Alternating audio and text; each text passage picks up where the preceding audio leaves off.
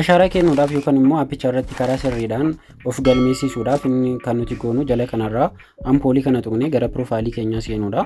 Gara piroofaayilii keenyaa keessa erga seenneen booda bakka kanarra filannoowwan jiran keessaa bakka kanarraa out kan jedhu kana yookaan immoo isa kana ni tuqna. Yeroo isa tuqne maal godha gara wantoota akkasitti nu geessa. Isaan kana keessaa filannoowwan jiran keessaa inni jalqabaa maal jedha? Face authentication jedhee go kan jedhu kana tuqne ashaaraa ni kennina jechuudha. Yookaan immoo pilaatfoormicha irratti karaa sirriitiin of ni galmeessisna jechuudha. Yeroo isa akkasitti tuqxan bakka kanarraa maal isinii fida? Jala kanarraa upload photo of yourself kan jedhu jira. Kanaaf suuraan nuti galchinu suuraa kamiiti? Suuraa nama edit hin taane yookaan immoo suuraa sirriitti mul'atu ta'uu qaba. Edit kan hin taane, dukkana keessatti kan hin kaane, filtariidhaan kan hin kaane, suuraa normaalii yoo ta'u baate kaameraadhaan ammuma of kaastanii galfachuu dandeessu jechuudha. Galchitaniin booda maal gootu? Jala kanarraa start to certificate kan jedhu kun jira. Isa tuqxanii karaa sirrii ta'een fuula keessan itti argisiistu jechuudha.